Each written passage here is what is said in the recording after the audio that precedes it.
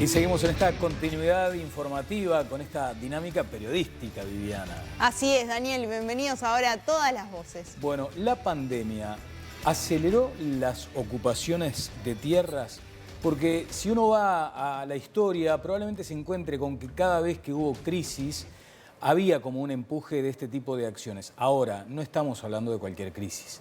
Acá lo que se menciona es una crisis sanitaria. En consecuencia, hay puntos de altísima sensibilidad. Un tema muy complejo, no quedará agotado de ninguna manera en apenas una noche de debate, por más que el debate va a ser por lo alto, pero es un asunto que también no admite ingenuidades. A mí lo que me lleva a la pregunta es si la vivienda se ha transformado o se va a transformar en los nuevos medicamentos de alto costo, ¿no? Que las personas, los uruguayos, recurren a la justicia para acceder a ellos. Claro, bueno, hay un pronunciamiento de la justicia y también, claro, ahí empieza el debate que es apasionante, sí, por otra parte, ¿no? Porque en definitiva vos decís, bueno, fíjate vos, el periodista Nelson Fernández hace un análisis para el diario El Observador y el título es «Cuando la justicia premia el delito».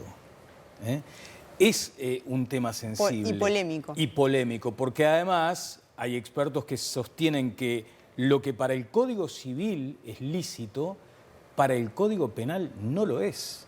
Así que definitivamente es un tema complejo y vamos a ir, como decimos, despacito y por las piedras. Y con todas las voces. Pero para empezar el debate les proponemos ver el siguiente informe para ponernos a tono de qué es lo que ha ocurrido hasta ahora con el tema de la vivienda. A fines de 2019 y principios de 2020, decenas de familias se instalaron en un predio de 100 hectáreas, propiedad de una empresa de logística y de la Intendencia de Montevideo, ubicado en la zona de Santa Catalina, al oeste de la capital del país. 2 meses después, eran más de 600 las familias instaladas en el terreno delimitado por las calles Burdeos y Sanfuentes. Los inicios del asentamiento fueron polémicos. Se formó en plena transición de un gobierno al otro, lo que habitualmente genera desorden. Quienes están en despedida no toman acciones y quienes ingresan tampoco pueden intervenir. Un informe del diario El País dio cuenta de la venta de predios por valores que van desde un televisor hasta los 30.000 pesos. También se informó sobre la radicación allí de un grupo narco que se encarga de repartir terrenos. Por otra parte, el ex tupamaro Jorge Zabalza, referente de la zona, actuó como asesor de las familias y las conectó con asesoría legal.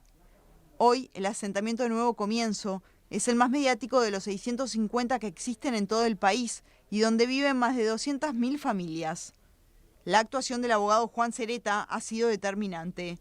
Llevó a que el Comité de Derechos Económicos, Sociales y Culturales de la Organización de las Naciones Unidas instara al gobierno a no desalojar el asentamiento. Además, Cereta representó a 3 familias ante la justicia y logró fallos históricos que obligan al Estado a entregarle a cada una de estas familias una vivienda en 24 horas. Los fallos fueron apelados por el Ministerio de Vivienda. Sin embargo, para la justicia, esas familias están amparadas por el derecho constitucional a la vivienda. Para la cartera de vivienda hay procedimientos que se deben seguir en base a políticas públicas y cada una de las viviendas entregadas le fue quitada a quienes siguieron las vías formales. En tanto, el fenómeno de las ocupaciones cobró fuerza en los últimos meses y se replica en Montevideo, Canelones, Maldonado y Rocha, lo que genera preocupación en las autoridades. Son nuestros invitados esta noche el señor senador Guillermo Domenech, de Cabildo Abierto. Senador, ¿qué tal? Buenas noches, ¿cómo le va? Buenas noches. Muchas gracias por su presencia. Un gusto estar con ustedes. Igualmente para nosotros. Y el doctor Juan Cereta, que estaba mencionado en este informe disparador. Juan, ¿cómo le va? ¿Qué tal? Buenas noches. Cereta, comencemos con usted. Decíamos que 3 familias de todas las que fueron intimadas a desalojar fueron a la justicia. ¿Por qué se decidió que la vía del amparo era un camino para recorrer en este sentido? Bueno, porque la situación de estas 3 familias era especial. Los referentes de su familia, o sea, los jefes de familia, en 2 casos mujeres y en otro caso un varón, habían sido formalizados por el delito de usurpación y una vez conducidos al juzgado se les había fijado un plazo que habían tenido que acordar, por el cual el 4 de abril debían abandonar el asentamiento. Eso llevó a que la familia quedara ante una situación inminente de calle. A propósito de la constitución de las familias, con muchos niños, nosotros entendimos que estando en riesgo, y luego de un informe social que se hizo sobre cada familia, entendimos que estando en riesgo la salud, la integridad de esos niños, la justicia de familia podía intervenir ante la inminencia de que quedaran en situación de calle. Y eso fue lo que le planteamos a los jueces de familia de esos tres casos, y por eso se eligieron esos 3 casos, por eso se planteó por esos 3 casos, porque el resto de las familias que hoy están en el asentamiento no tenían la inminencia del riesgo de quedar en la calle. Bien. Es cierto que antes de esto hubo una historia que es parte de lo que del avance que ustedes mostraron, pero ante la urgencia de esta situación decidimos ir a la justicia de familia y ahí fue donde se obtuvieron sentencias de amparo. El amparo es un juicio muy breve que está reservado para situaciones límites donde están en juego o en riesgo derechos fundamentales, como en este caso en los que nosotros esgrimíamos. Senador Domenech, ¿cómo observa usted esto? Sobre todo tomando en cuenta que hay un impacto directo en el Ministerio de Vivienda que dirige Irene Moreira, de Cabildo Abierto, del mismo partido al que usted pertenece. Y lo que ha dicho la ministra es que aquí no hay un tema con el fondo de la cuestión, no es que pretende desamparar al que más lo necesita, sino fundamentalmente al medio, o sea, al recurso de amparo. ¿Cómo lo lee usted? Bueno, digamos que se ha llegado a la solución equivocada, porque nunca es bueno desatender las normas legales vigentes, y existe una normativa en materia de vivienda por la cual el Ministerio de Vivienda, por ejemplo, en este último año ha proveído de unas 8.000 y pico de soluciones habitacionales. Estas familias podrían haber ido al Ministerio de Vivienda y haber seguido la normativa que está vigente en nuestro país, porque si no vamos a entrar en una especie de ley de la selva, ¿no? Donde el que no cumple con las obligaciones legales concurre a la justicia o a algún otro medio y obtiene una satisfacción que no está al alcance de quien ha sido paciente y ha tenido una conducta acorde a lo que debe tener un buen ciudadano de cumplir con las normativas vigentes en la materia. Nosotros comprendemos que el tema de vivienda es un tema álgido en el Uruguay, no de ahora, de hace muchos años. Y por eso precisamente existen esos 650 asentamientos y entre 200 y 300 mil personas viviendo en una absoluta precariedad. Pero si nosotros hacemos que rija de alguna forma la ley del más fuerte o recurrimos a subterfugios legales para resolver los problemas de algunos en detrimento de la gran mayoría de ciudadanos que viviendo en una situación de igual desesperación cumplen con la normativa. Subterfugios legales. Y la pregunta es, Juan, si efectivamente estas familias podían haber acudido a los programas del Ministerio. Bueno, justamente eso fue lo que se discutió en el juzgado, porque lo que dice el senador no lo ignoran los abogados del Ministerio, que bien defienden a la cartera, ni tampoco lo ignoran los jueces cuando estudian el caso. En el caso justamente, en los 3 casos, lo que los jueces analizaron es si estas familias podían haber llegado a la solución habitacional por alguno de los mecanismos que el Ministerio tiene. Y justamente se hizo lugar a la demanda y se condenó porque se demostró que ninguno de los planes que tiene el Ministerio hoy vigentes encuadraban en la situación de estas familias.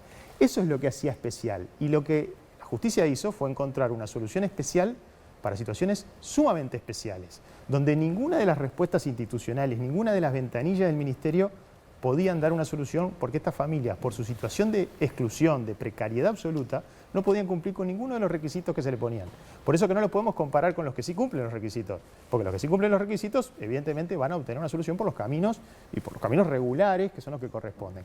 Cuando nos enfrentamos a situaciones dramáticas, porque acá estamos hablando de niños que viven descalzos en el barro, que hacen sus necesidades en un agujero en la tierra, que tienen paredes de cartón, estamos hablando de eso, ¿no? Estamos hablando de casas que se llueven, de casas que no tienen luz, que no tienen agua, que no tienen baño.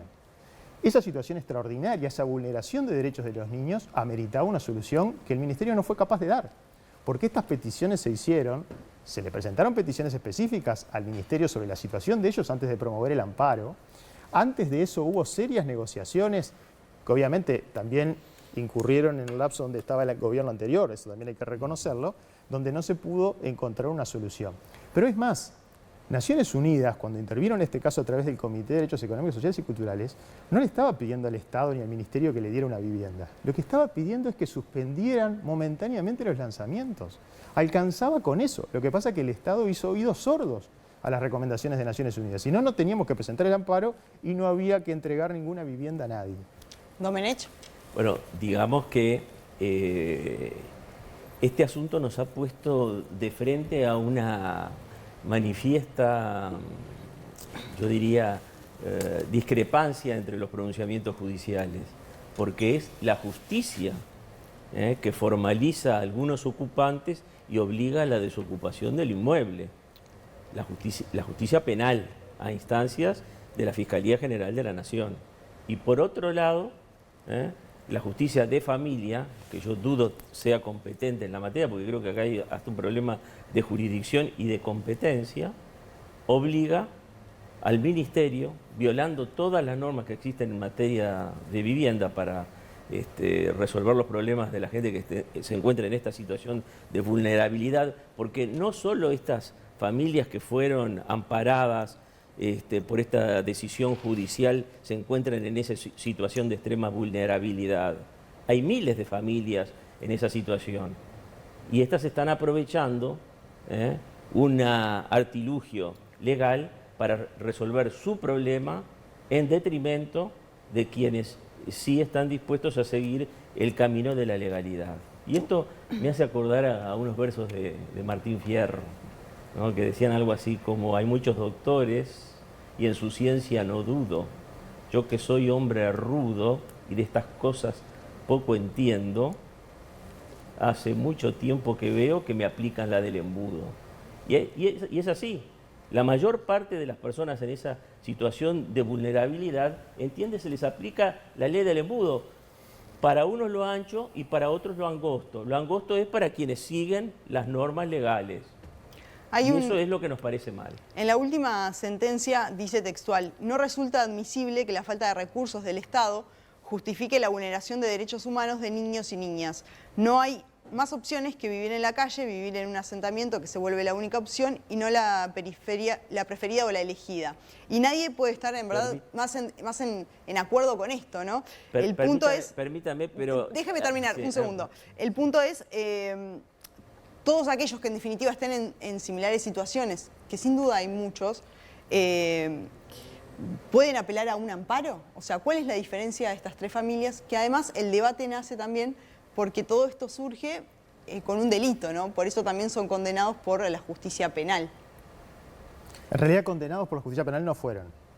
Sí, porque de hecho... Formalizados. No, formalizados. No. Bueno, pero hablemos, Bien, pongamos las cosas en su justa término, porque si son formalizadas, está sometido a un proceso formalizados, penal. hay una investigación penal. Hay una investigación penal que los acusa de cometer un delito, que es el delito de usurpación. Sí. Y que es lo que hoy Daniel adelantaba. El delito de usurpación tiene una historia bastante interesante en el Uruguay. Sí. Vamos a ponerlo ahora sobre la mesa. Bueno, porque justamente, como decía Daniel recién, la misma conducta que el Código Civil prevé como lícita, que es la ocupación pacífica de un inmueble ajeno, el Código Penal la ve como un delito. En este caso, las familias tuvieron que acordar retirarse del asentamiento en determinada fecha, que era la del 4 de abril, y eso los dejaba en situación de calle. Esa es la situación de emergencia que justifica el amparo, no cualquier otra. Es más, los propios ocupantes del asentamiento no nos pidieron a nosotros que hiciéramos una acción de amparo. Ellos lo que querían era tan solo seguir viviendo en el rancho de lata en el que vivían. Nada más que eso. Lo que pasa es que ante el fracaso y el incumplimiento del mismo Estado uruguayo de las recomendaciones de Naciones Unidas de suspender los desalojos, todo siguió avanzando y llegamos a ese límite. Claro, yo lo que no entiendo es cuál es la diferencia de estas familias con otras que están en esa misma situación. Si hay otra familia que tiene que elegir entre la calle o la cárcel, haremos un amparo. ¿A qué se refería, senador Domenech, con lo de los artilugios? Porque teniendo enfrente a Sereta uno presume que se trata de eso. ¿Usted entiende que hay prácticas como lo que habló usted del artilugio, la chicana, en fin? Bueno, en principio yo le diría que para intervenir en los amparos contra el Estado, la competencia le corresponde a los juzgados de los contenciosos administrativos y no a los de familia, por empezar.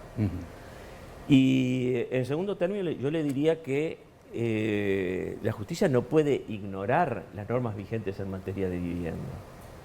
Pero yo me quería referir también a una Sí, cosa yo lo corté, perdón. que leyó usted.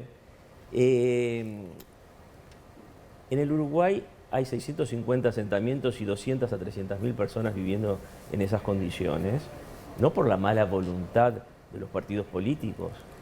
Esta circunstancia fue heredada por el actual gobierno, pero vivimos en un país que tiene 45.000 millones de dólares de deuda externa, que tiene que hacer pagos anuales de 4.000 a 5.000 millones de dólares para amortizar esa deuda externa, y no hay recursos infinitos para poder cubrir ese déficit habitacional. En el Uruguay se necesitarían 70.000 viviendas para cubrir el déficit habitacional. Pero ahí vuelvo a lo O sea que, que, me interesa. no se le pueden imponer al Estado senador. obligaciones que a veces son imposibles de Correcto, cumplir. pero entonces ahí voy al mismo tema. ¿Usted entiende que detrás de este caso en particular hay un artilugio, hay una operación, digamos? ¿Usted duda, además del pronunciamiento de la justicia, claramente? ¿Usted no está de acuerdo con lo que dijo la Daniel, justicia? sin duda, en este tipo de cosas están mediando organizaciones que tienen unos fines políticos y otras fines económicos. En este caso puntual. No le puedo decir concretamente en este caso, pero acabo de hablar, por ejemplo, con vecinos de San Luis, que denuncian que se están ocupando solares contra la costa, se están instalando contenedores y se alquilan, ¿no? Entonces, cuidado, hay ocupaciones de ocupaciones, no todas son iguales. Y tenemos que tener mucho cuidado si en el Uruguay este tipo de problemas se desmadra, porque todos sabemos lo que sucede cuando no se respetan las normas constitucionales y legales, y apelamos a alguna chicana o algún error de la autoridad para obrar.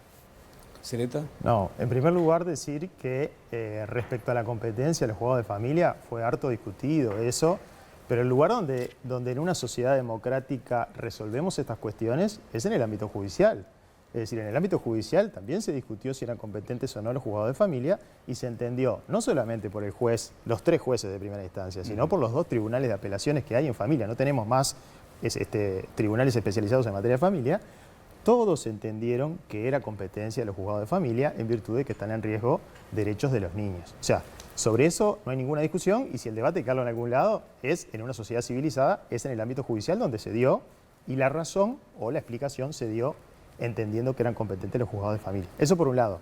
Por otro lado, yo no estoy acá en nombre de los asentamientos ni de las ocupaciones porque no conozco la inmensa cantidad que puede haber ni la realidad de todos ellos.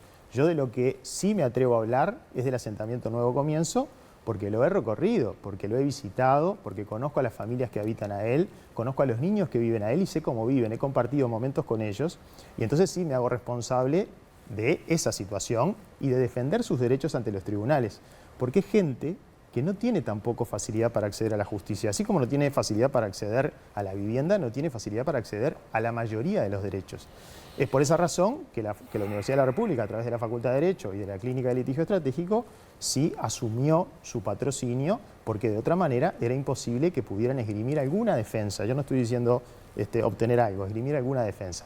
Por eso hablo exclusivamente sobre el asentamiento Nuevo Comienzo, que es la realidad que conozco, y donde además, como decía hace un ratito, se dio este debate en todos los ámbitos, porque hay pocos casos donde el debate se haya dado en ámbitos internacionales, en ámbitos nacionales. En todos se dio el mismo debate y en todos el Estado discutió, se objetó, etcétera. Tuvo oportunidad de esgrimir defensas. Lo que pasa es que esas defensas no fueron suficientes para dar vuelta los argumentos que se habían planteado. Y vuelvo a repetir, nosotros no cuestionamos nunca el derecho de propiedad de la empresa titular de ese padrón. Al contrario, le dijimos al Estado, está bien que tutele el derecho de propiedad de la empresa. Lo que no puede ser es que como consecuencia de eso y teniendo un Ministerio de Vivienda, haya niños, haya familias enteras que queden viviendo en la calle. ¿Qué posición fijó la empresa? Porque además ya era largo el tiempo, voy a utilizar además con cuidado el término, no sé si era de abandono, ¿no?, de esa zona, pero ¿no estaba atendido por la empresa, Juan? No, ese predio está abandonado hace muchísimos años. ¿Cuántos? ¿Unos 30 más o menos? Más o menos. Ajá. Más o menos. Por eso se dio la ocupación pacífica de ese lugar, porque está abandonado. Es un predio rural que está abandonado. Lo que sí ocurrió, es cierto, es bueno aclararlo, esto se dio a principios de los 2020, la ocupación, a propósito de que muchas de estas familias, por lo menos las que yo conozco, habían sido desalojadas de los lugares donde vivían. A ver, Domenech quiere hacer un apunte, porque además lo que dice es interesante también. A ver, permítame, se dio esa solapa también, ¿no? Aprovecharon con que un gobierno terminaba, el otro comenzaba, un gobierno que se iba no iba a tomar decisiones muy relevantes sobre el asunto y el que estaba asumiendo no conocía en detalle. Y hay una parte que es de la Intendencia también, ¿no? También. No, pero no puedo dejar pasar La parte por de la alto Intendencia que se ha resuelto es donde la pasa el situación colector. de tres Ahí no familias hay o nadie. 4 familias en detrimento de otras 3 o 4 familias. O sea que aquí no se contribuyó absolutamente nada a arreglar el problema de la gente en situación de vulnerabilidad habitacional. Eso es una cosa incuestionable, ¿no? Se alteró el orden que correspondía legalmente y se benefició a 3 familias en perjuicio de otras 3 o 4 que estaban en la misma situación. Eso es lo que es verdaderamente grave, porque estamos sembrando desprestigio sobre los mecanismos públicos para atender la situación de personas en situación Esa de fue una decisión del vulnerabilidad ministerio. habitacional. Yo lo he escuchado, doctor. Exclusiva del Yo ministerio. lo he escuchado. Sí, Yo lo he sí. escuchado No, pero yo quiero también pacientemente. hablar, porque si no habla solo usted. Bueno, no, pero usted no me interrumpa. No, a mí Usted no me interrumpa a mí no porque me levante la voz, yo lo he escuchado senador. con No me mucha levante la voz porque yo lo paciencia. escucho con respeto también, pero escúcheme a mí. Bueno, y digamos además de eso, que esto comenzó en un terreno municipal, que una vez que recayó la formalización, se retiraron del terreno municipal y quedaron ocupando el otro terreno. No es interés nuestro defender la propiedad privada en este caso, pero digamos que eso demuestra que hay una organización detrás de todo esto. Además sabemos bien que los habitantes de este asentamiento están divididos, porque están las personas honestas y están también los que comercializan con droga, y entre ellos existe un claro enfrentamiento. O sea, el tema es mucho más complejo que estos 3 o 4 amparos que se han dado, y estamos frente a lo que puede ser un problema mucho más grave de seguridad pública incluso. Cereta. Sí, se quiere enfrentar pobres contra pobres diciendo que estas familias le sacaron la casa a otras familias pobres. Eso, si fue así, es por culpa del ministerio, que decidió sacarle a alguien para darle a otro. No olvidemos que lo primero que se pedía era que se suspendieran los lanzamientos, no era nada más que eso, no había que sacarle nada a nadie.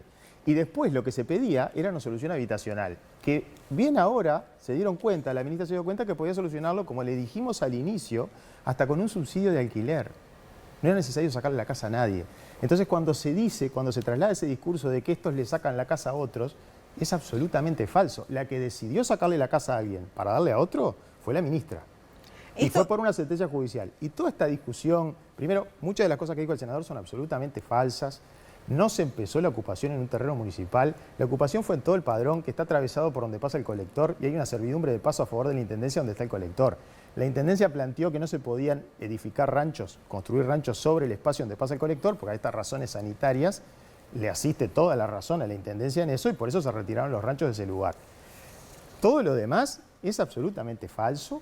Yo, todas las personas que patrociné, las 56 familias que fueron ante el Comité de Naciones Unidas, no tienen ningún antecedente. El único antecedente penal que tienen es por usurpación por esta denuncia. No han pasado nunca por la justicia penal. Entonces, si se quiere decir que en ese lugar, además de estas familias que nosotros patrocinamos, hay narcotraficantes o hay personas que cometen delitos, yo no puedo decir que no, pero también las hay en el barrio donde vivo yo y seguramente en el barrio donde vive el senador. Yo no me voy a hacer responsable por todas las personas que viven en un barrio. Yo estoy hablando de las familias que fueron patrocinadas por nosotros. Esas 56 familias que fueron a Naciones Unidas y las que promovieron los amparos no tienen antecedentes. O sea, que no se les endilgue, que no se trate de alguna manera visualizarlos como delincuentes, porque acá el único delito es ser pobre. El delito es no tener donde vivir y por eso verse en la necesidad de ocupar un terreno abandonado. ¿Esto es un acto de criminalización de la pobreza, como se dice, por ejemplo? Perdón, Daniel. Absolutamente, absolutamente, porque ¿saben qué? Si ellas no ocupaban, como no tenían dónde ir, quedaban en la calle. Y si quedaban en la calle, cometían otro delito. Sí, voy a ir con usted, senador. Pero antes, todo igual nace esto, con por un delito, ejemplo, ¿no?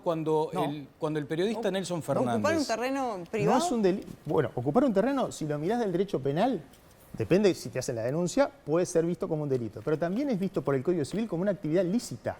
El que ocupa pacíficamente y actúa como dueño, Es decir, construye un ranchito, lo cerca, se puede transformar en propietario. Juan, cuando Nelson Fernández es un periodista reconocido, obviamente, ¿no? Una persona sensata, y dice, cuando la justicia premia el delito, aquí tengo el artículo que lo publicó además en el diario El Observador, y allí dice, una sentencia puede aparecer como sensible y justa con una familia desgraciada, pero en su esencia es injusta con los honestos y emite la peor señal desde un poder del Estado. En el artículo de El Observador, reiteramos, alude Fernández, miles y miles de niños nacen y crecen en lugares sin baños, sin piso, hacinados, en los que no hay mínima protección del frío más duro. El fallo de una jueza implica la peor forma de pretender solucionar el problema. Me parece lamentable. Naturalizar que haya muchos niños en Uruguay que viven así y no hacemos nada por cambiarlo. Lamentable. Sí, pero en el caso particular lo que está cuestionando es el fallo Daniel, que usted patrocinó. Pero que el fallo lo que hace es rescatar a esos niños de condiciones que son inadmisibles. Es inadmisible que Uruguay, con el PBI per cápita que tiene hoy, tenga niños viviendo así. Es inadmisible. El punto es que hacemos con el resto. Daniel, el punto es que hacemos con el resto. No rescata a nadie. No rescata a nadie. Simplemente altera el orden. Otros niños que viven en ese asentamiento en situaciones de vulnerabilidad también han tenido que ser postergados porque el Estado no tiene recursos infinitos. Los recursos de los que posee el Estado son finitos y la ocupación ilegítima es un delito. Es un delito de acuerdo a legislación que se aprobó durante el primer gobierno del Frente Amplio, en el año 2007. La ocupación de un inmueble por quien no tiene derecho, ya sea de propiedad, arrendamiento, comodato, lo que fuera, es un delito. Y estas ocupaciones responden a movimientos que se organizan para ocupar inmuebles y generar el caos. Debe ser la cuarta vez que lo dice, senador. ¿Cuáles son las pruebas que tiene para canalizar hacia el objetivo que usted persigue? Lo está diciendo el propio Nelson Fernández. No, bueno, pero este es un periodista independiente. Lo que digo es, ¿cuáles son las pruebas de un senador de la República para afirmar lo que está afirmando? Las pruebas que tenemos son los miles de denuncias que hay a lo largo y a lo ancho de la República por situaciones similares a esta. Y le acabo de decir que termino de hablar con pobladores de San Luis extremadamente preocupados por la situación que están viviendo debido a la enorme cantidad de ocupaciones, muchas de ellas tienen un fin de lucro clarísimo, ¿no? Entonces, Domenech, ¿cómo se prepara ahora el Poder Ejecutivo y el Poder Legislativo también para, en definitiva, aplicar políticas en materia de vivienda, teniendo este caso y o también lo que usted plantea? Evitar el delito. Porque claramente el Ministerio de Vivienda está en manos de su partido. Evidentemente que hay que evitar el delito, hay que denunciar los delitos y va a haber que actuar en consecuencia. Lamentablemente hay gente que está instigando a la gente que se encuentra en esa situación de vulnerabilidad y que uno comprende la desesperación, a que violen las leyes. Y eso es lo que es realmente preocupante, porque vamos a crear una situación de caos social que va a terminar en un gran desmadre, que lo que va a hacer es precisamente evitar una buena solución del problema de la vivienda en el Uruguay. Porque lo que tenemos que hacer es utilizar los recursos finitos que tenemos de forma ordenada. No podemos imponer la ley del más fuerte. Sí, usted está hablando de intencionalidad política tendiendo a desestabilizar al actual gobierno con este tipo de prácticas, Domenech. Bueno, cuando usted me dice, y todos lo sabemos, que el señor Zabalza, en la zona de Santa Catalina, está promoviendo este tipo de cosas, es evidente que tiene una intencionalidad política. ¿Cereta? Me interesa muchísimo lo que dice el senador sobre esas organizaciones que podrían estar fomentando las ocupaciones, porque justamente la legislación nuestra en su momento previó que el delito de usurpación necesitaba de una organización para ser configurado delito. Hasta que tuvimos ese lamentable retroceso al que hacía referencia el senador en el 2005, donde se modificó nuevamente la figura de la usurpación como delito, se exigía 2007. primero, bueno, el 2007, se exigía que el verbo no fuera ocupar. Se había modificado en 1934 y esto fue a propósito de las observaciones que hizo Irureta Goyena durante muchos años al código original, el de 1889. El de 1989 se le modificó el verbo, en lugar de ocupar, se sustituyó por invadir. Y además Bayardo Bengoa, que era el penalista más prestigioso de ese momento, sostenía que el verbo invadir requería organización. Era un delito de masas, decía Bayardo, y coincidía Irureta. Por esa razón, en el 34 se exigía que fuera plural. No alcanzaba con que si una persona ocupaba un terreno y actuaba como dueño de manera pacífica, no se consideraba delito, no estaba definido como delito y es más, podía por el Código Civil transformarse en propietario. Cuando retrocedimos, en la última modificación, volvimos al verbo ocupar, se eliminaron todos los condicionamientos y eso determina que hoy se puedan mezclar situaciones como las que dice el senador, de organizaciones que puedan promover, que yo no las conozco, pero que puedan existir, que organicen o promuevan las ocupaciones con familias que se quedaron en la calle porque fueron desalojados, porque el Estado no le dio una respuesta, no hubo una asistencia social que permitieran que tuvieran un lugar para vivir, un techo donde dormir, y terminan sin ninguna otra alternativa que la ocupación. Bueno, vamos a tener a Andrés Ojeda hablando de este tema, al doctor Andrés Ojeda en minutos, y también tenemos una situación vinculada a Canelones. Lo que también queda planteado, de pronto para más adelante, es, hay algunos analistas, en fin, que pueden llegar a considerar que la justicia se inmiscuye en el diseño de políticas públicas, en este caso de vivienda. Y le quiero preguntar a Sereta específicamente por eso, si la justicia no está avanzando más allá de lo que corresponde para un país republicano como el nuestro. Antes vamos a lo que está sucediendo en este momento en Canelones. Este problema data del año 2013, ya hay una denuncia penal por todo un grupo del barrio privado de Villa Juana que está ahí. Es un barrio que tiene un complejo inmobiliario de alto valor. Y sobre la ruta, para que la gente sepa, cuando uno va hacia el este, a la izquierda, hay casi 60 hectáreas. Es un padrón que todo el mundo fue usurpado. Ahí usurparon, hay gente de mal vivir, hubo problemas de sangre, hay venta de droga, hay gente que vende los lotes ilegalmente. Y acá hay un tema, hay una inacción de casi todos los organismos públicos, porque dejaron ocupar eso, primero la Intendencia, ¿no? Que la Intendencia, hay que decirle a la ciudadanía que es la policía territorial, la Intendencia es la que controla, no debían haber, tiene que haber evitado que todo el mundo se apropiara de esa propiedad. Ese terreno era de una empresa que se llama Neptunia Sociedad Anónima, que es una empresa que es propietaria de varios terrenos por acá por la zona, de muchísimas propiedades. Esa empresa, al no pagar los impuestos, la contribución, bueno, pierde la legitimidad para hacer un desalojo, por ejemplo, por no tener la contribución paga. Vio que por la ley de ordenamiento territorial, cualquier persona, cualquier tercero, cuando ve que hay una ocupación, puede hacerlo, ¿no? Son continuas las denuncias, son continuas. Acá, digo, el tema es que, hay como una industria de la ocupación, ¿no? La gente viene, ocupa y es tierra de nadie. Nadie hace nada, bueno, el Ministerio del Interior hace lo que puede, la Intendencia omisa y ellos van ganando terrenos por todos lados.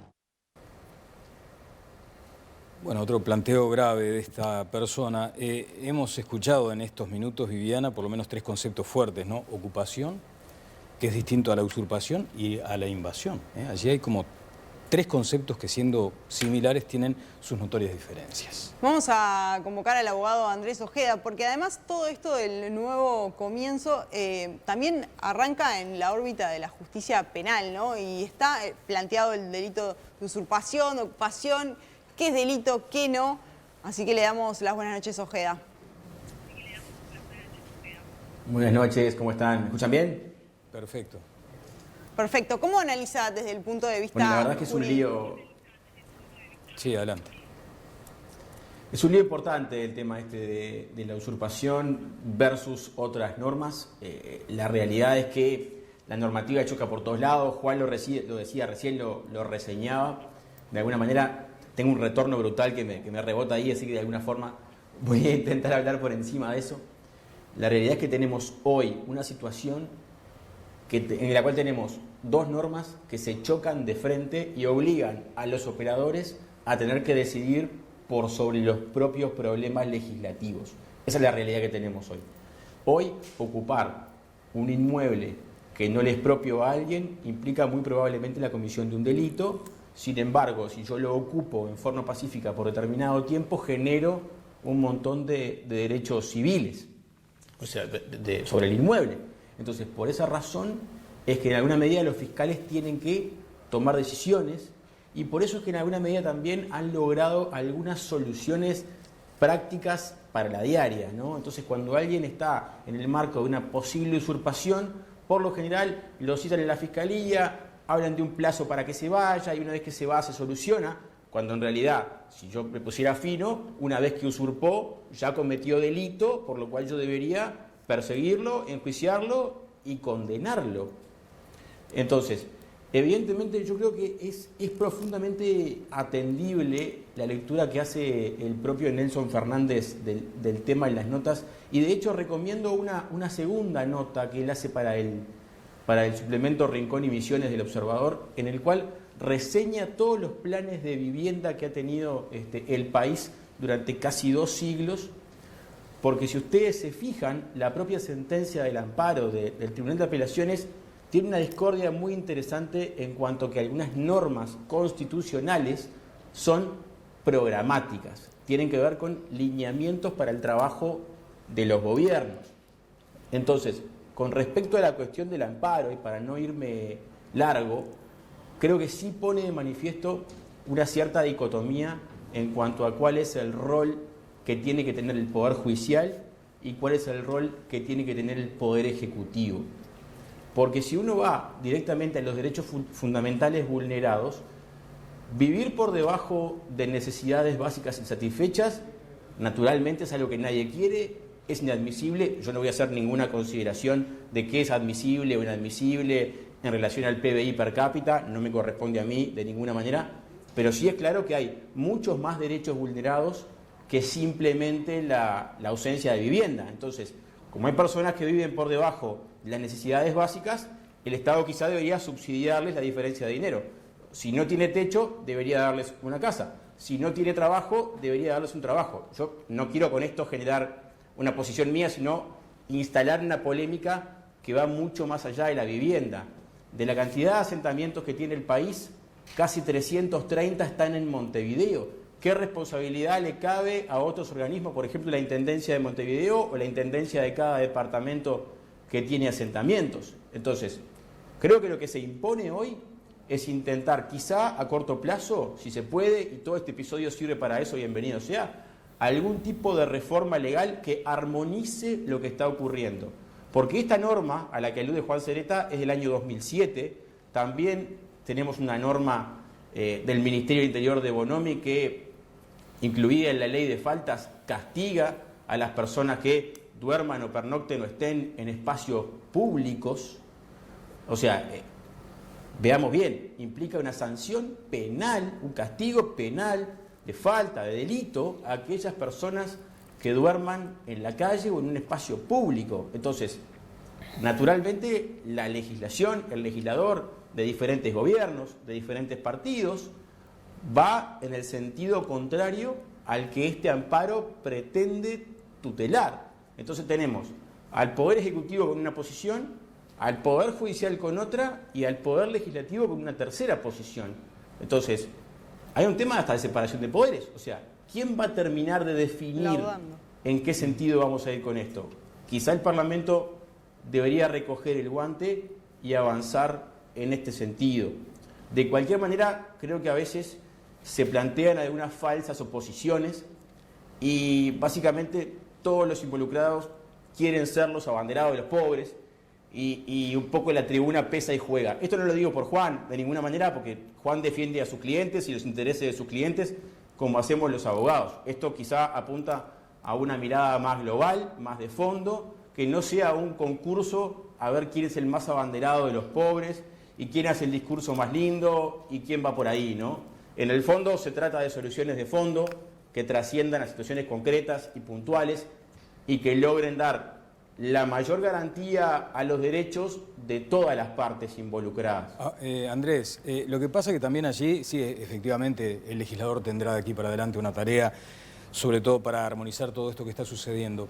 Ahora, ¿qué pasa con la gente? Porque acá hay personas que están viendo el programa y que dicen, a ver, Esperé todo este tiempo, seguí todos estos trámites, fui a todas estas ventanillas y me puedo sentir vulnerado, hasta en mi buena fe, de haber transitado por derecha, como se dice, para que después, eventualmente, esto no es una consideración personal, es lo que puede llegar a estar opinando alguien, algunos vivos hagan el atajo, tomen la cortada y resulta que se les resuelve el problema, sin tomar en cuenta además lo que dijo Juan Sereta. Esto no es un tema vinculado a las circunstancias terribles por las que atraviesan los pobres y sobre todo los de ese asentamiento, pero también digamos las cosas como son. Hay vivos en todos lados, Andrés.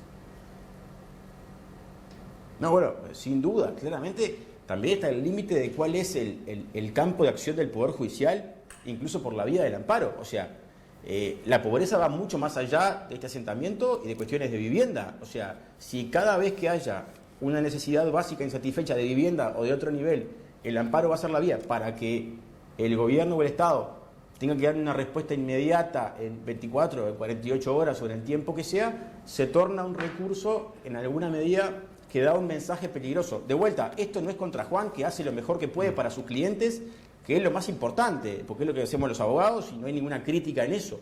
Pero a nivel del tema de fondo, claramente el mensaje es complejo y creo que por lo menos la lectura que hace Nelson Fernández en la columna merece atención y merece una consideración respetuosa, porque toma un planteo de forma seria y de forma trabajada. Entonces, en algún punto lo difícil acá son los equilibrios y no entrar en cuestiones que a veces bordean cierta demagogia al momento de presentar algunas opciones, decisiones o consideraciones.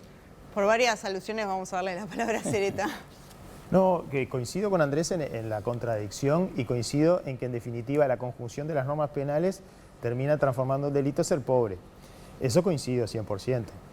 También coincido en que la mayoría de las decisiones judiciales que tienen que ver con derechos humanos son mensajes, no solamente son una resolución a un conflicto individual, como son en este caso. Lo que los jueces decidieron era la situación de esa familia, de esos niños en particular. Pero es cierto que el Poder Ejecutivo y el Poder Legislativo tienen que tomar nota de la sentencia donde se condena al Estado, porque de alguna manera, cuando refieren a políticas públicas, les están diciendo, miren, acá están fallando, acá las políticas públicas no están llegando, acá hay gente que está viviendo en condiciones infrahumanas y hay un mínimo que no se puede tolerar, que resulta intolerable. Y ese mínimo es cuando se vulneran derechos fundamentales, derechos humanos fundamentales, como lo estableció el Comité de Derechos Económicos, Sociales y Culturales y la carta también del presidente del Comité de Derechos del Niño.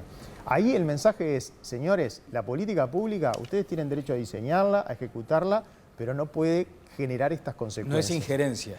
No puede generar gente en esta situación. Es inadmisible esa respuesta. Claro, ahora, sabemos cuando que se tenemos dice, muas más, ¿no? En hay esta que situación. solucionarlo. Claro, el punto es que, por ejemplo... Pero no se puede estar 20 años esperando que ese niño viva así. Estamos ¿Está de claro? acuerdo. Y hace 20 años que estamos esperando. Estamos de acuerdo. El punto es, tenés un Ministerio de Vivienda que te dice, yo no tengo vivienda para darle en 24 o 48 horas. Y de hecho la última sentencia, por ejemplo, además de obligarlo, como la incumple, el Ministerio de Vivienda le pone una multa por 4 millones de pesos que tiene que pagarle a una de las familias.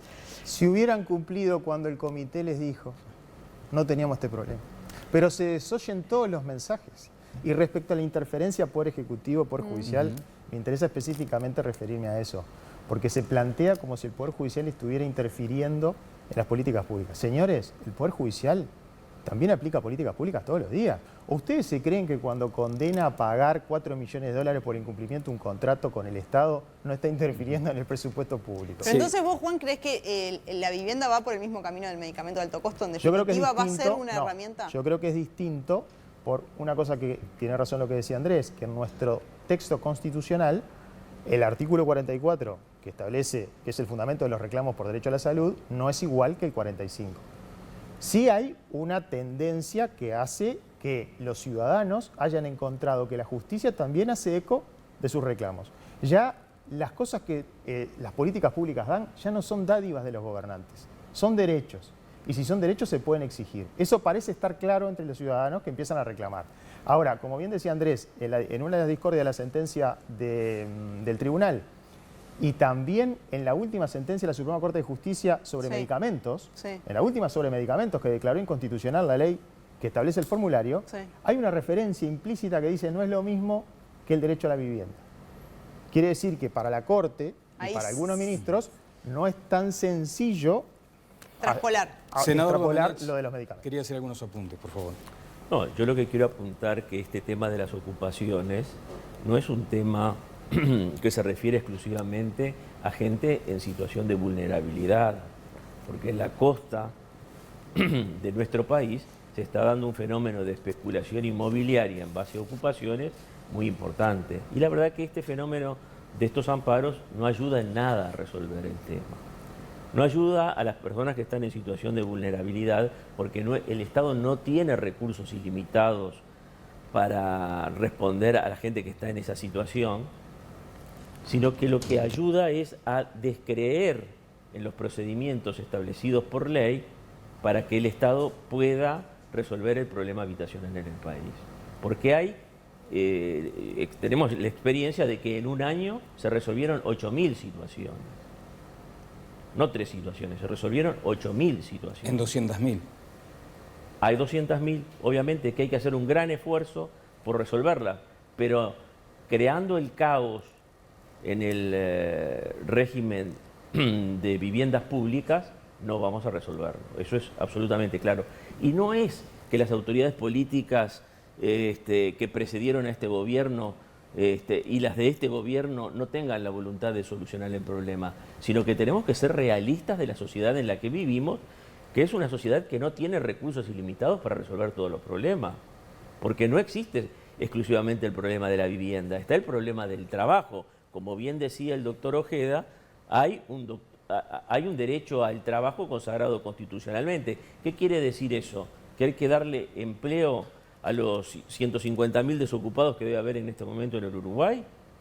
Tenemos que nombrar 150.000 funcionarios públicos para satisfacer esa disposición constitucional, que no dejan de ser disposiciones programáticas y que se van cumpliendo en la medida en que el Estado tiene recursos para hacerlo. Pero Está si bien, igual el trabajo caos, de quienes ejercen el poder es justamente gobernar para eso, ¿no? Para que haya empleo, y para en que eso haya estamos. vivienda. Por eso yo destacaba que en un solo año se proveyeron más de 8.000 soluciones habitacionales. O sea, no vayamos a crear también la desconfianza, la desesperanza. Bueno, acá mi tema no me lo resuelve nada y hago lo que a mí más me sirve. Sí, mire que la ministra señala que el Ministerio no tiene stock de viviendas y de hecho está pidiendo un refuerzo en los presupuestos porque efectivamente no le da para atender. Dijo la ministra el otro día, me lo dijo en la radio, que los asentamientos van mucho más rápido que las soluciones, que van creciendo en términos tan inabarcables para el presupuesto que efectivamente necesita más plata o necesita tener pero otro stock. Cuidado con Sí. que eso se interprete como que entonces hagamos justicia por mano propia. No, desde luego, ¿no? pero le digo cuál es la situación actual que manifiesta la propia ministra, solucionar ¿no? nuestro problema individual en desmedro de quien sea. A ver, porque eso es precisamente a lo está que bien. hace referencia Martín Fierro, ¿no? Bueno, el paisano Andrés, que ve que le aplican la ley del sí. embudo. Andrés, porque nos vamos quedando sin tiempo, a ver algunos otros comentarios que tenías. Sobre todo me interesaba, porque lo dijiste al pasar y me gustaría la opinión además de Domenech y de Sereta, sobre el papel de la Fiscalía. Y a la Fiscalía la metieron en un lío brutal, ¿no? Porque tiene que tomar decisiones con normas contrapuestas y sobre todo con normas penales que le complican la vida de sobremanera, ¿no? Vale decir que la Fiscalía en sí tiene todo esto arriba de la mesa y tiene que resolver situaciones todos los días, complejas, difíciles, distintas, obviamente con un montón de momentos de vulnerabilidad de personas, de niños. O sea, el trabajo de la Fiscalía es realmente complejo para esto. Ahora bien, a mí me preocupa mucho dónde están los límites de la separación de poderes. Porque esto es bien claro, no nos puede gobernar el Poder Judicial por amparo. Eso está bien claro. Ahora bien, si nosotros dijésemos que el Estado debe garantizar derechos de determinada consideración, envergadura y demás, entonces la sentencia podría decir: a partir de mañana no puede haber una sola persona en la calle, no puede haber una sola persona pobre, no puede haber una sola persona sin trabajo, que el Estado lo garantice como pueda y le dé un subsidio, casa y trabajo a quien corresponda. Sí. O sea, estoy razonando por el absurdo, yo lo sé, pero entendamos que hacer consideraciones de lo que está bien, lo que está mal y más o menos, y mandar al gobierno a hacer una cosa u otra, en alguna medida nos pone a pensar sobre los límites de la separación de poderes. A mí no me cabe ninguna duda que ni este gobierno, ni el anterior, ni ninguno de esta república no quiera o se divierta teniendo gente por debajo de la línea de pobreza, se divierta teniendo gente sin casa o sin trabajo. Es el centro del desvelo de cualquier gobierno y sobre todo el actual, hoy el tema del empleo. ¿Está trabajando para eso? Sin duda. ¿Está trabajando para mejores viviendas? Naturalmente, como todos los gobiernos. Ahora, todo lleva un proceso de un trabajo, los recursos no son ilimitados y naturalmente no va a ser ni por obligación judicial ni por otra razón que el Estado va a garantizar que mañana salga todo el mundo de la pobreza y que todo el mundo tenga casa. O sea, en alguna medida creo que lo que tiene que ver con el caso concreto es el caso concreto y está bien, y que cada abogado que defienda personas e intereses particulares los defienda de todas las maneras posibles, no lo critico, es lo que hacemos los abogados. Y otra cosa distinta es discutir la cuestión de fondo y cómo el Poder Judicial interviene sobre acciones de gobierno. Y me parece que dentro de todo no es tan comparable con de repente una condena por una demanda a ANCAP o a quien corresponda. O sea, son cosas bastante diferentes. Ahora, hoy, por ejemplo, casos de usurpación básicamente ni siquiera llegan al Tribunal de Apelaciones. Yo me tomé el trabajo hoy de conversar con algunos ministros del tribunal para ver si le llegaban algún tipo de resolución judicial apelada al Tribunal de Apelaciones, y no le llegan. ¿Saben por qué? Porque se resuelven en la Fiscalía como un conflicto diario, ¿no? Ya sea porque los invitan a retirarse de alguna manera y arreglan por ahí, o porque van por la vía del proceso abreviado. Entonces, lo que tenemos por delante hoy a nivel de trabajo, si se quiere, creo que estaría bueno revisarlo, es que el Parlamento se meta en este tema y trate de armonizar normativa que se choca por todos lados. Eso sería algo bueno para empezar, y quizá todo este episodio pueda dejar como conclusión algún tipo de revisión legal que sería muy interesante. Pero me parece preocupante y peligroso el límite de cuánto le dejamos a esta cuestión del amparo para terminar marcando políticas públicas al gobierno, porque por principio de igualdad incluso lo que recibieron estas personas lo puede reclamar cualquier persona en esta situación, y no solamente por el hecho de haber sido sacada de su casa o de su predio, lo puede reclamar otra persona por un tema incluso hasta de condiciones de vida. No me quieren sacar, pero vivo en un lugar que no tiene piso, no tiene techo, tiene paredes, hago mis necesidades en la tierra, como dijo Juan Sereta recién, pero nadie me quiere sacar, pero estoy viviendo así, entonces quiero que me den un lugar de mayor dignidad. ¿Tiene derecho? Por supuesto que tiene derecho. ¿Qué diferencia tiene con este caso? Y en principio yo creo que ninguna. Entonces, evidentemente, esto amerita una discusión de fondo por fuera de lo simple de ¿estoy del lado de los pobres o no estoy del lado de los pobres? No sé si se entiende lo que digo. Sí, sí. Sí, clarísimo. Quería hacer un comentario, Domenech, sobre la actuación de la Fiscalía. En este tema tengo una pequeña discrepancia con el doctor Ojeda, que es un especialista en el tema penal. Mi discrepancia radica en que entiendo que la ley posterior deroga la anterior. Las normas del Código Civil son de 1865.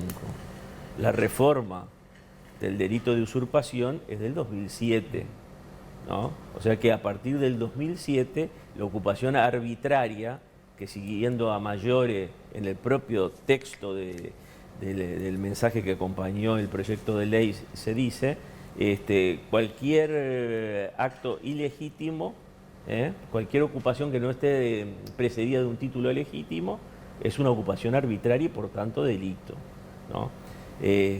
Así que yo creo que por lo menos parcialmente las disposiciones del Código Civil en la materia han sido derogadas. Ameritaría un estudio doctrinario más profundo que el que podemos hacer en este momento aquí en un set de televisión, pero entiendo que no hay contradicción.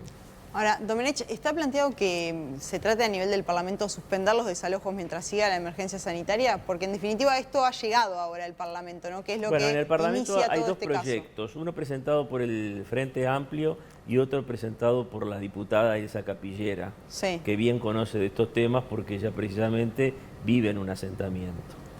Así que, bueno, esa es la forma en que tenemos que resolver los problemas. Cuando existe un grado de apremio del que existe en este momento con motivo de la pandemia, lo mejor es recurrir a la ley. Esa es la solución que yo le recomendaría a cualquier cliente. ¿Usted está de acuerdo con que se suspendan o no?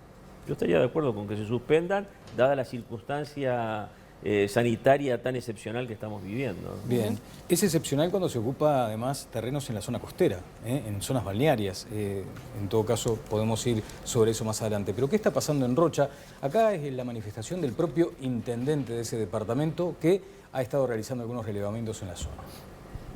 Es una situación, Rocha sufre una calamidad en la cual en años anteriores también hubo una falta de músculo de la administración, permitiendo libremente que se desarrollaran ocupaciones y no tomando ningún tipo de acción desde el sistema público, que obviamente nosotros no vamos a permitir.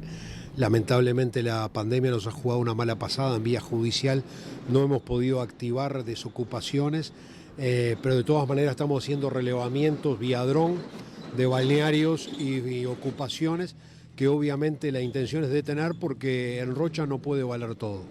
¿Cuáles son las zonas donde hay más ocupación de terrenos en las costas del departamento? Hay en el balneario Garzón hasta la frontera en Playa del Este, que es un fraccionamiento próximo a la Barra del Chuy. Estos son los manejos de los pseudo poseedores que se dedican a especular inmobiliariamente y por supuesto lo hacen aparte en algunos casos con profesionales en el área notarial y en el área de agrimensura, que ya los tenemos detectado y que bueno, en su momento vamos a hacer la denuncia penal correspondiente porque son verdaderas máquinas estructuradas y aceitadas de ocupar terrenos ilegalmente para luego comercializarlos en la misma manera ilegal. ¿Puedo hablar de miles de terrenos? Sí, sin duda, a lo largo de la costa hay miles de terrenos en esa situación. Claro, en Rocha esto de la ocupación se volvió un problema, Claro, ¿no? hay una industria de la ocupación, decía, Claro. y además máquinas que están aceitadas. Vamos a estar hablando con, bueno, despedimos a Andrés Ojeda además, ¿no? Sí, le despedimos a Andrés y Sí, le damos... con la manito, porque tenés problemas con el retorno. Con la manito y te vemos pronto por acá por el estudio. No, muchas gracias. Gracias por la invitación. Yo quedo a las órdenes. Bien. Y les repito, capaz que el concepto de fondo, que es lo que más me interesa, que es tratemos esto con cierto rigor, equilibrio y en alguna medida con criterios más técnicos, porque si no después es un concurso de demagogia. Bueno, gracias Andrés. Vamos a estar, se nos va el tiempo. Diego Echeverría es diputado por el Partido Nacional del departamento de Maldonado. Una cortita y al pie, Juan. Efectivamente, lo que se menciona a veces, el asunto, cuando es una ocupación en zonas balnearias, ¿es agravante de acuerdo a la nueva norma? Sí, en la nueva norma, en la nueva reformulación del delito de usurpación hay un agravante que se dé en zonas balnearias. Eso a propósito de la última modificación. Le quería hacer una referencia a lo que mencionó el senador porque él recién argumentó que habría quedado derogado, o entendí eso, el Código Civil porque la ley que modificó la usurpación es posterior. Lo que ahí, siguiendo al que le gusta a Martín Fierro, la macaneó, porque después de eso vino la ley de ordenamiento territorial que previó una prescripción corta con la posesión después de la modificación del delito de usurpación. Así que ahí se habría modificado con ese criterio. ¿Prescripción corta de que de 5 años? De 5 años. Vamos con el señor diputado de Maldonado, Diego Echeverría. Hablaba el intendente de Rocha de una máquina aceitada, de una industria de la ocupación. Diego, buenas noches, ¿cómo le va? Buenas noches, ¿cómo están? Un gusto saludarlos. Bien, ¿hay algo de esto, de la industria de la ocupación ahí en Maldonado, por ejemplo? Coincido totalmente con la lectura que hacía el intendente de Rocha. Atrás de esto hay organización, atrás de esto hay recursos humanos y materiales que permiten ir, alambrar, venir en buenos vehículos, montear y ese fraccionamiento después venderlo. Una capacidad de accionar tan rápida que muchas veces la respuesta del Estado, cuando es lenta, ya está. Entonces, coincido totalmente con esa lectura, al menos acá así lo hemos visto en Maldonado de forma sistemática. Probablemente hace unos días el evento más notorio fue el de Playa Verde, pero ha sucedido hace unos días en Sauce de Portezuelo, en Balneario Buenos Aires, en Santa Mónica, bueno, y que hablar en Punta Negra, Punta Colorada. Hay gente que, obviamente con mala fe y con ánimo de delinquir, sabiendo que se están metiendo en tierras que no son de ellos, alambran, ponen un contenedor, algunos hasta generan comienzo de juicio de prescripción con algún convenio en el que se pueden enganchar y después ceden los derechos. Es decir, hay delito, pero también hay organización atrás de eso. Ahora, Echeverría, ¿cómo se le pone el cascabel al gato? ¿Cómo se termina con esto? Porque claramente el Estado en algún momento tiene que actuar, además de decir, detrás hay una industria. Sin lugar a duda, con una respuesta firme y pronta del Estado. Acá nosotros sistemáticamente, en algo que se mencionó recién muy bien en el debate, las intendencias departamentales en su rol de policía territorial tienen la capacidad de inspeccionar y de denunciar prontamente. En el caso de la Intendencia de Maldonado, sistemáticamente ha denunciado a lo largo de los años distintas ocupaciones en asentamientos o en zonas balnearias, y lo que vemos es que no hay una respuesta por parte de Fiscalía acorde a la cantidad de denuncias. Por eso nosotros hace unos días presentábamos, antes de emitir cualquier tipo de opinión, hacemos un pedido de informe dirigido a la Fiscalía General de la Nación, porque queríamos saber cuántas denuncias había, cuántas condenas había, cuántas eran zonas balnearias, cuántas eran, además con el agravante que recién se mencionaba, de hacerlo en zona balnearia, porque me parece que hay que dar señales firmes desde el Estado para evitar naturalizar una conducta ilícita. Yo creo que si hay algo importante que nace del interesante debate que se venía dando, es que en esto no se trata de buenos y malos, sino que se trata de actuar conforme a la ley o no.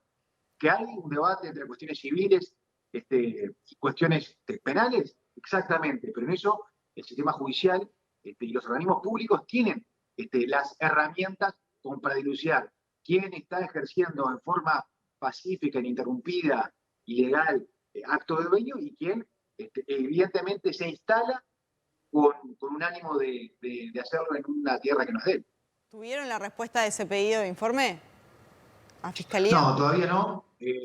Al margen de eso, nosotros entendemos que hay herramientas que se pueden optimizar desde el punto de vista civil. Nosotros no creemos en la demagogia penal de generar nuevos delitos o nuevas agravantes, cuando hoy por hoy el artículo 354 del Código Penal es muy claro, que establece la posibilidad de ese agravante. Hoy existe la herramienta desde el punto de vista penal, que es el delito de usurpación.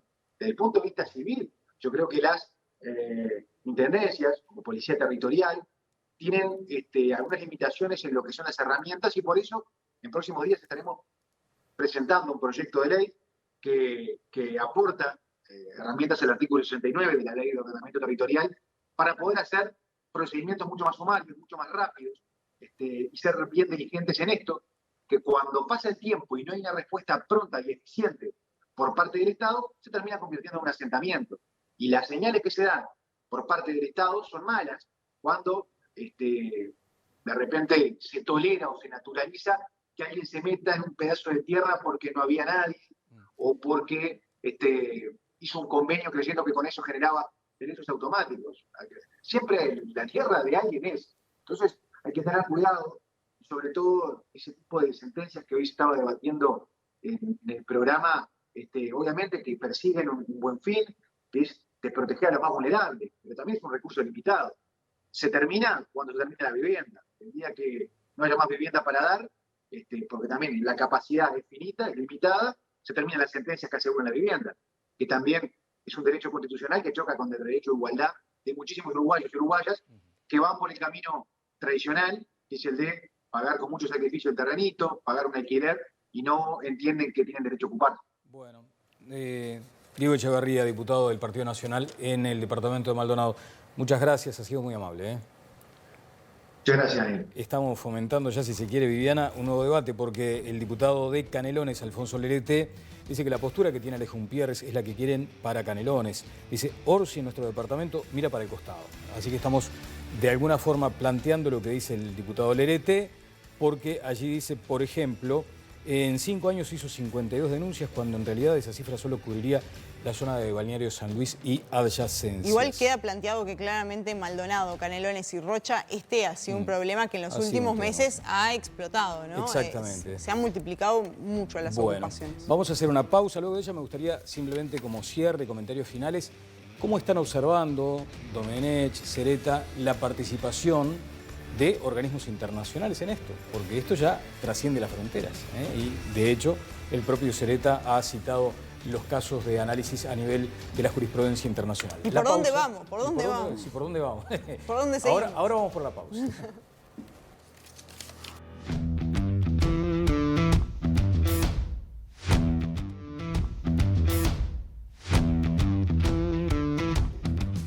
Bueno, si por cada caso tuviéramos un programa, deberíamos estar varios siglos, ¿no? Porque la casuística aquí sí nos agobia. De todos modos, hay que hacer algunas precisiones importantes.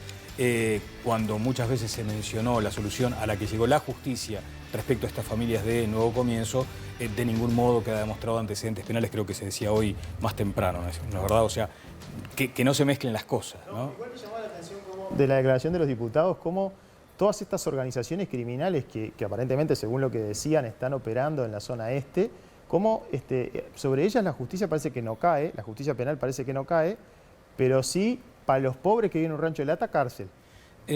Sobre la participación de organismos internacionales, Domenech. Yo le diría con una frase de Artigas, no esperemos nada sino de nosotros mismos. ¿Y eso qué quiere decir? En este y caso eso lo que quiere decir es que este tipo de problemas los tenemos que resolver los orientales sin participación de extranjeros, de gente de afuera.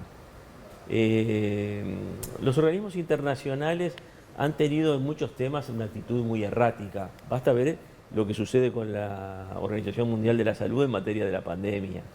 O sea, yo creo que los organismos internacionales no están en condiciones ni de conocer la situación real del Uruguay, ni de conocer en profundidad la legislación que nos rige. Nosotros tenemos un orden institucional realmente admirable. Vamos a cuidarlo. Vamos a cuidar la convivencia entre los orientales. Vamos a no alentar la justicia por mano propia. No, vamos a no alentar el egoísmo de resuelvo mi problema y no me importa qué pasa con los demás.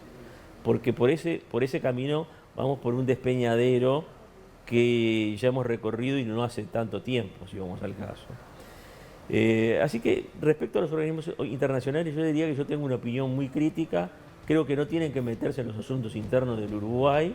En Uruguay se respetan los derechos humanos, se respeta la Constitución, se respetan los derechos constitucionales y a mí me bastan las opiniones de los compatriotas. Y perdóneme, sí, yo creo que hay también un cierto esfuerzo por deslegitimar a las autoridades políticas de los diferentes países, ¿no? Quizás hay tendencias globalistas que pretenden un gobierno mundial y cosas por el estilo. Pero estamos al final del programa, no al comienzo. Ese tema lo vamos a plantear encantado de la vida otro día, pero estamos al final. Igual ahora, esfuerzo de quién. En este tema concreto, sí, nosotros no necesitamos que venga Naciones Unidas a decirnos qué es lo que hay que hacer. Sobre la participación internacional. Acá hay coincidencia de las autoridades, de los organismos internacionales y de lo local, porque acá parece que no hubieran actuado los jueces nacionales. O sea que acá coinciden todos, la justicia nacional y la justicia internacional. Ahora, respecto a esa posición del senador y que he escuchado últimamente respecto a la participación de los organismos internacionales, a mí me llama mucho la atención, me parece muy curiosa, porque se habla así de la intervención, en este caso del Comité de Derechos Económicos, Sociales y Culturales de Naciones Unidas o el Comité de Derechos del Niño, pero parece que cuando esas mismas organizaciones internacionales les pintan el casco de celeste y le ponen unos dólares en el bolsillo, ahí no hay ningún cuestionamiento. Es solamente cuando mandan un papel. Yo digo, ¿qué más peligroso en la intervención de otro Estado? ¿Mandar un papel que dice que hay que respetar los derechos humanos o mandar un soldado con una metralleta? Bueno, no hay más Cuando tiempo. un soldado con una metralleta va a ser respetar los derechos humanos, porque las fuerzas de paz del Uruguay han impedido masacres en los países. Pero ahí les sirven los organismos internacionales. Es que yo no digo que siempre actúen mal, pero digo que en principio los problemas internos vamos a resolverlos entre orientales. No vamos a llamar a un organismo internacional a que nos venga a decir qué es lo que tenemos que hacer. Porque hemos tenido un país que ha sido ejemplar en muchas materias, y especialmente en materia de derecho. En materia de derecho. Y yo quisiera saber, el señor que firmó esa comunicación de Naciones Unidas tiene un apellido árabe. Yo digo, los países árabes están en condiciones de indicarnos a nosotros cómo debemos proceder. Ahí ya estamos mezclando. Bueno, igual se plantearon varios temas ahora al final. Sí, exacto, ese es el punto, ¿no? Senador, muy amable, muchas gracias. Y también, doctor Juan Celeta, muchísimas gracias. El reencuentro será el lunes. Nos vemos el próximo lunes. Que tengan buenas noches.